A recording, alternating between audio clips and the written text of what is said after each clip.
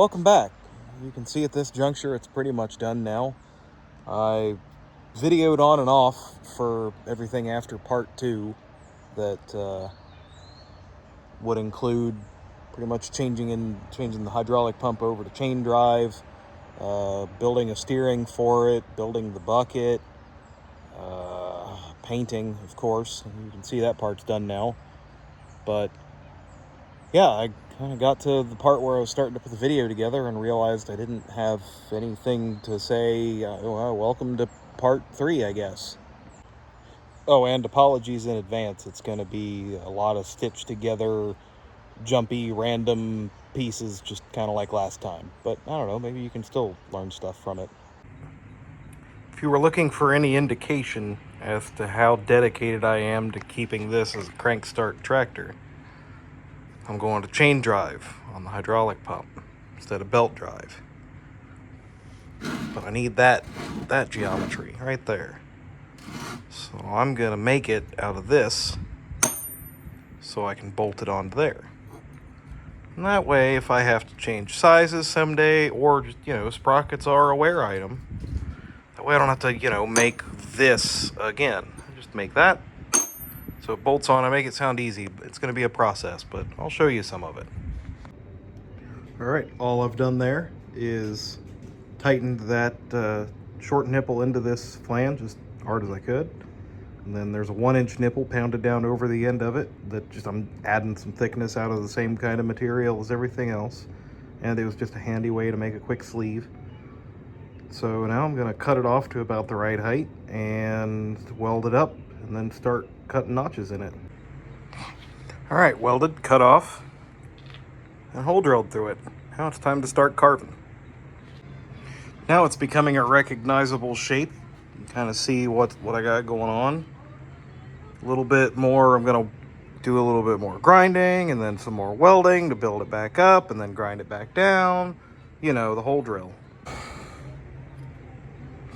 think that ought to do it. That's pretty much what we're going for. All right, I laid out my 4-bolt pattern on my sprocket here on my little XY table. It's missing a handle and is in tenths of a millimeter, not 10,000ths of a millimeter, but tenths of a millimeter. So from 5 to 10 here is half a millimeter on this weird scale.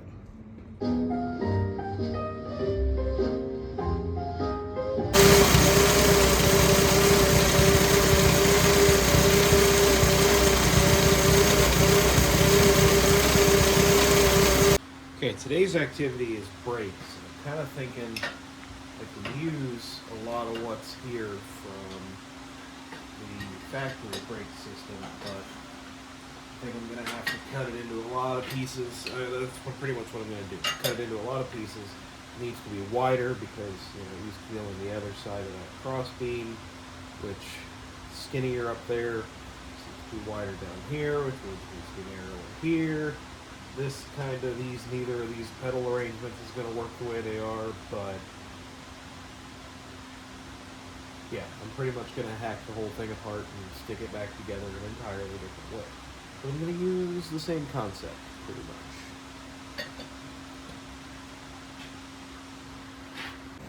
much. This is probably excessive, but I have the stove lit today, so I decided to heat and quench these in oil to give them this nice, almost blued kind of. What's happened here is basically the same as seasoning a cast iron. It's just polymerized the oil on the surface, but I'm going to do that and anti-seize.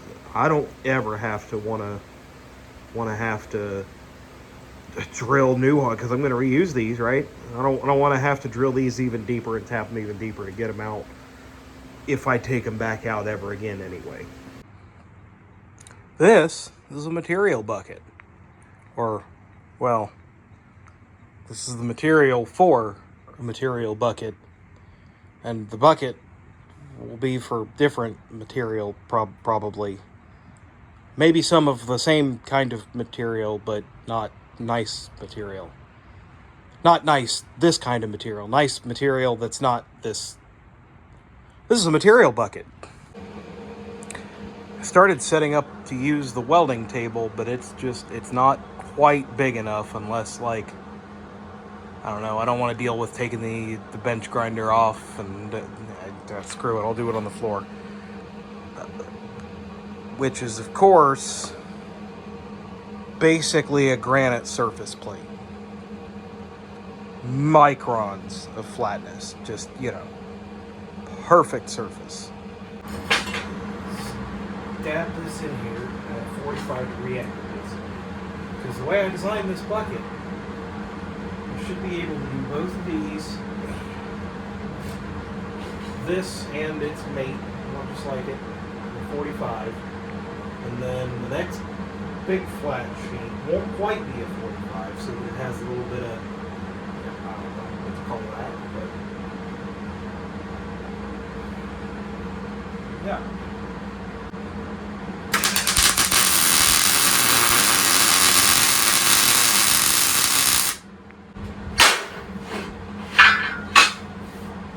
In the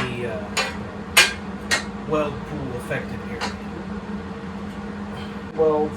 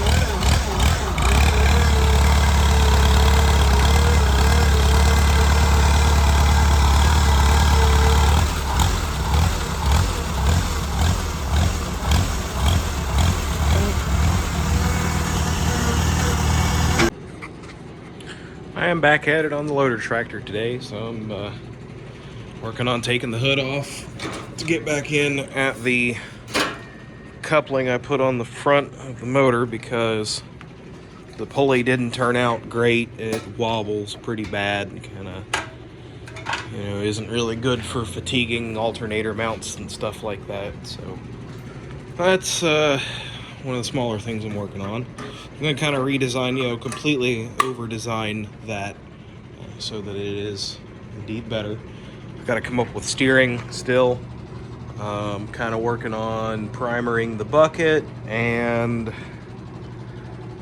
yeah, I think once I've tried it on steering, I'm probably going to, for real, take it back apart and do all the paint and stuff, so we will see. One of the many things I'm doing today is, this is the pulley off of my jack shaft, off of the front of the, off of here, It's the sprocket off of there that I'm planning on taking the crank start geometry off, and I've got this is a 25 tooth, 25 tooth, and this is a 20, so I'm gonna go down to a 1-to-1 ratio, because 20 is what was on the hydraulic pump. So try a 1-to-1 for a bit and see if that, it really pulls it down. And it's fast is nice, but sometimes it just it pulls it down hard enough that the carburetor overreacts, and maybe it's just a symptom of the carb needing rebuilt, but yeah, it can really choke it out sometimes. So I'm going to go down to a 1-to-1, give that a try for a while. I'll keep all the parts to make it, 1 1/4 or 1, of course. But yeah, there it is. Easy as that. Drilled and tapped the 4 holes. All right. So next thing I'm going to do is, so I had made I bought a hub and bought a pulley, 6-inch pulley. That's all this is. I only needed, I didn't want to modify this and take off this starting geometry, to be able to put it all back the way I found it, right?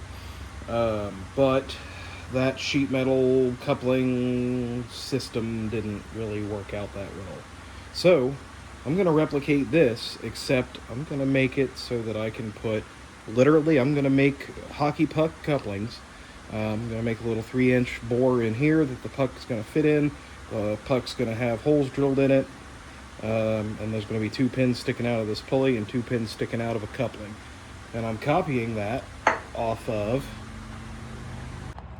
this coupling. This is on my log splitter. This is a factory made unit that came with this Charlin hydraulic pump. So I think I'm basically kind of making a copy of that and hoping for the best.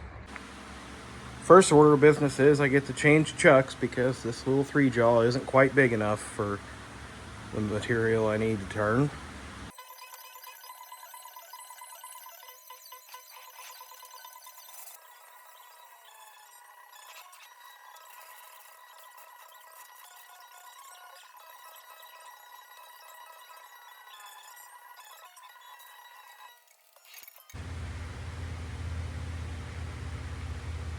Of course, you, the viewer, can't see it, but I don't think you can see it anyway.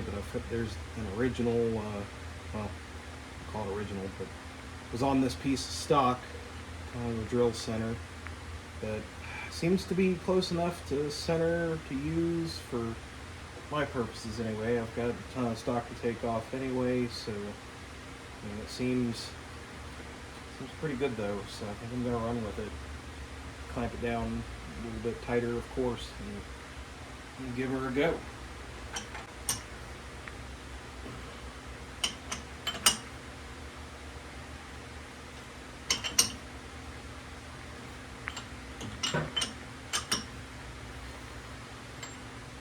I'm going to start by making the through bore and by making this protrusion here, that boss, so that I've got something to grab, and then I think from there I could probably just go ahead and switch back to the 3-jaw, because I'll either be turning it on a mandrel or I'll be holding it there to turn it, so it should be good from there. But go ahead and start making cuts.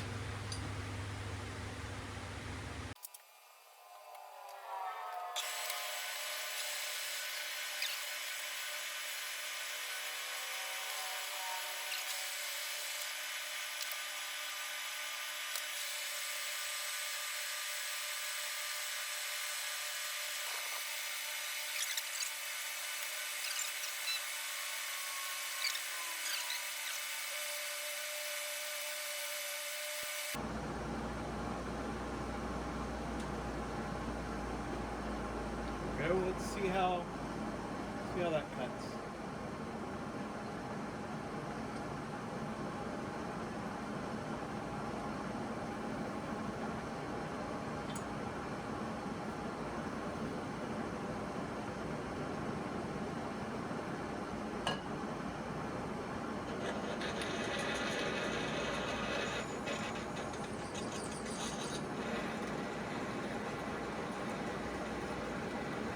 Like pretty lovely chips to me. Oh, now we're through the center grill.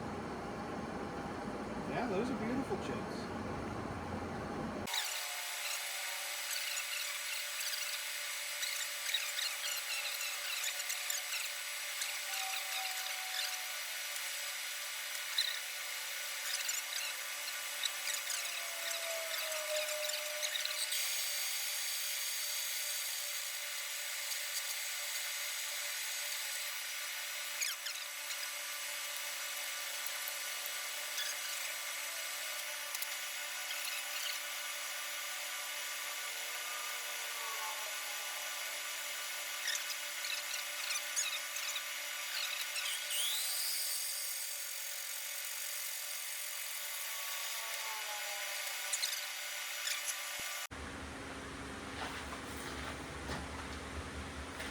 Alright, I skipped a good bit of recording machining this pulley out.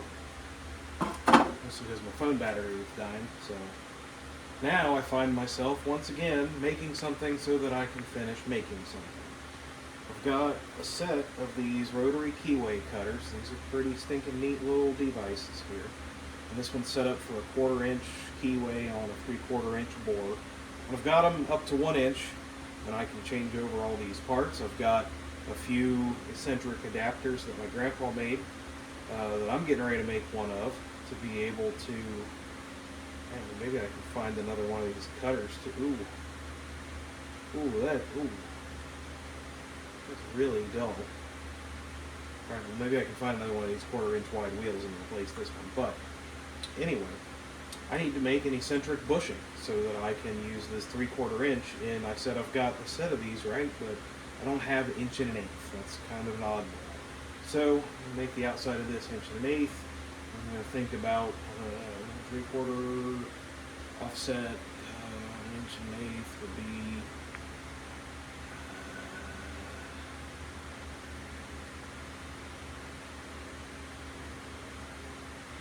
1/4 plus 1/8 off center, right? 3/8 off center. Is that right? To get it tangent? I think that's right.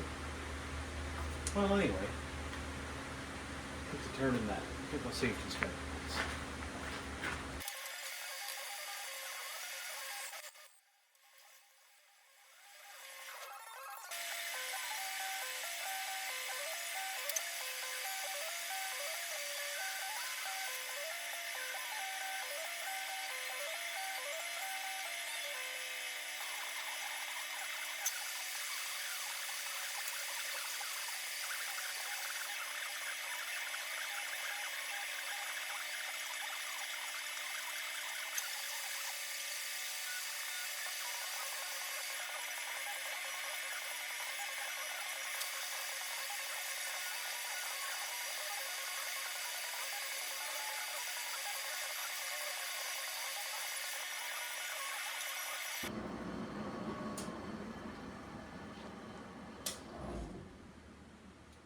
How am I going to offset this 3/8 of an inch? Well, I'm going to do it the cheater way with a piece of 1/4, and instead of a piece of 1/8, got this piece of 3/32. My thought is I'm going to pick up a little bit of parallax error. That's probably not the right word. I'm going to pick up some error from the inside radius of these jaws, but go a little small, I might be able to cheat my way around that.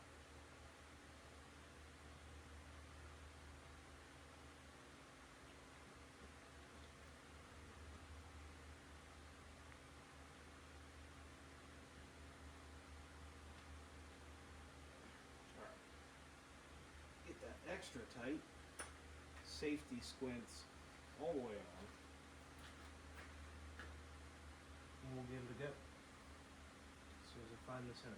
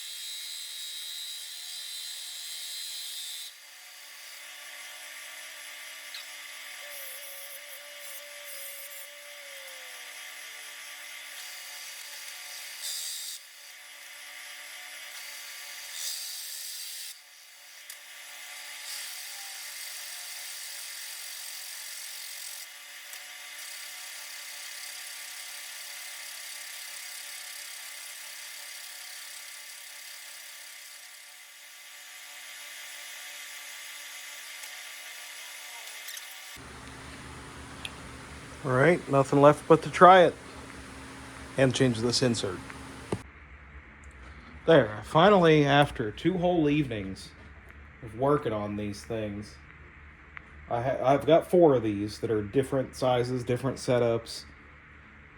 These things are really cool when they work, but pretty persnickety when you have to work on them. I ended up filing on the body and sanding the wheel down just like ever so slightly, taking this whole stem out and cleaning it up. On the other body, I had to ream the bore that the stem spins in. Just, I still need to find something to clamp this down, and then I'll be good to give it a try, I guess. Set my table height kind of right. Something like that.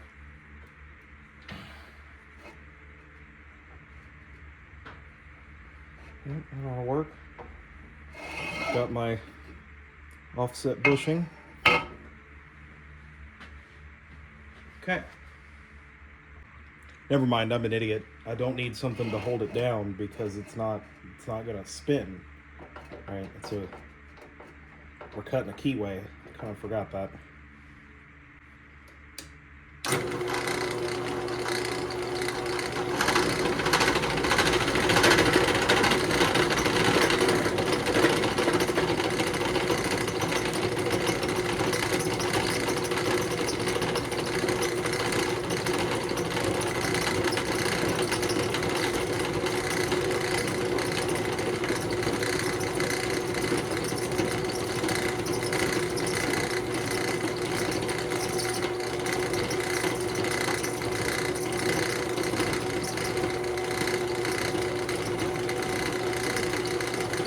Look at it go.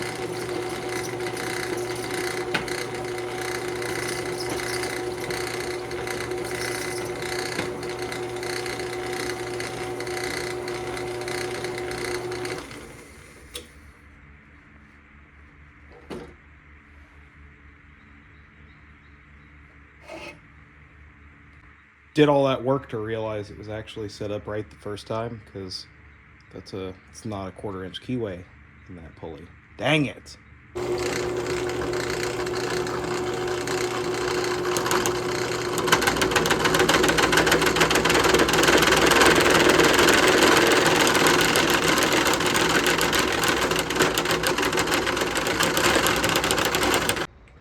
All right, we had quite the crash yesterday. I actually still don't know that this came out of the chuck, the holder came out of the tool post. I still don't know where the holder is. But I kind of called it a night after that. And yeah, now I'm just gonna zip disc the rest of the way through this.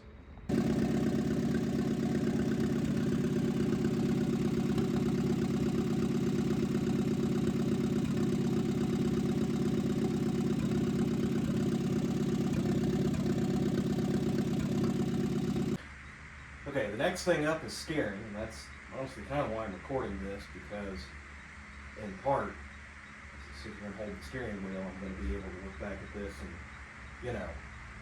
about here is where I want the steering wheel.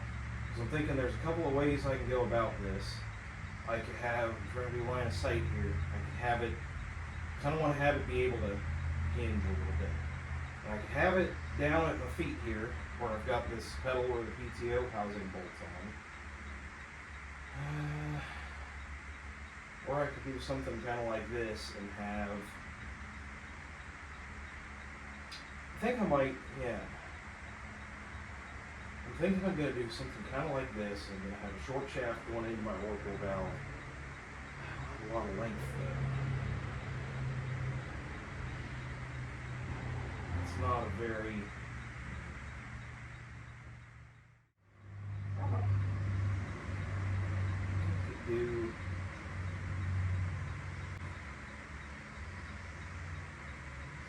I don't want to do straight. That doesn't seem very ergonomic. I don't want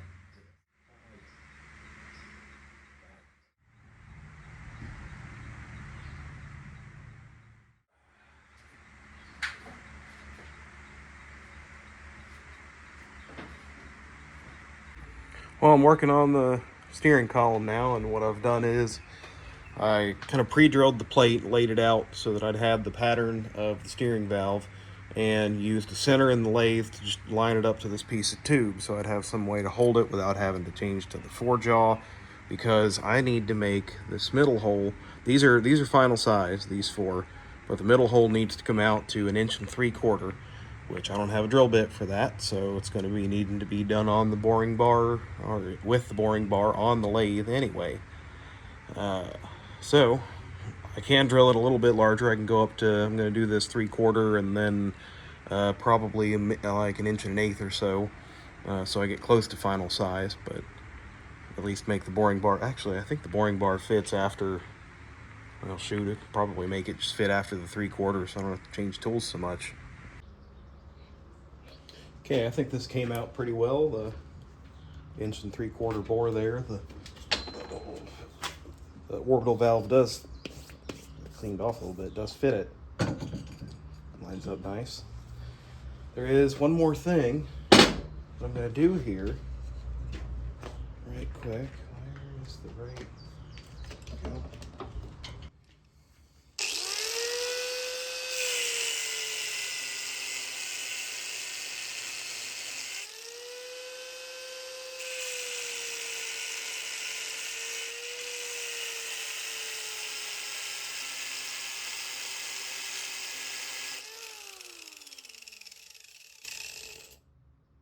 I think I might need to move it up and make it a little longer, but the idea here is I am making a drain path because I don't want this. I plan on this is going to live under a roof for, you know, whenever it can, but if it gets rained on, I don't want this tube to get full of water and it just never drain out, freeze, and cause all kinds of problems.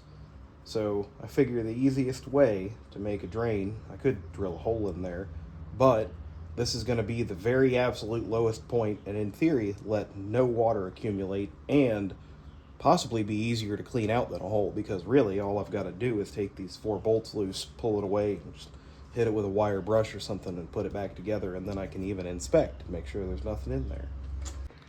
Okay, I've got the base on and lined out about where I think I want it. So I've got my plate cut off there. And now it's time to engage in some cardboard aided design to come up with some braces here. These are gonna be pretty nice, I think. All right, I spent half the day making this standoff 3 times to get one good one, but finally, you know, can thread the elbow in. So that means I am pretty much, well, you know, I've got, of course, more parts to fabricate. I think I'm gonna probably take this valve off and weld up the bracket. No, I think I can make the shaft and then take the bracket off and weld it up. Yeah, I'll do that. Okay, there's the steering shaft ready to go back onto the tractor. Okay, I'm finally starting to build out some electrical here, which is kind of nice. All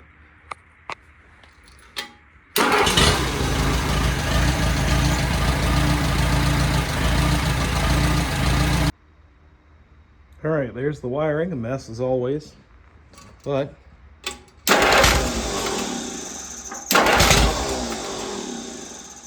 well, there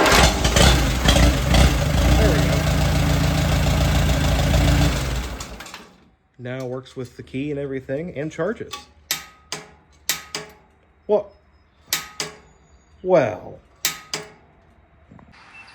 Okay, I've got the lift arms off. I'm pretty much done with the fabricating, so I decided I'm not gonna make it a 4-part video for a whole part just for paint, because this is gonna be kind of a lipstick on a pig sort of paint job anyway. But I got my steering valve in, whole steering column thing built up and assembled. I got my electric start on and working, so that's pretty cool. Looks real fun and real goofy without the loader on it. It's pretty interesting, but I'm gonna keep on working on getting this torn down and painted and put back together. I do still need to come up with something for a hitch.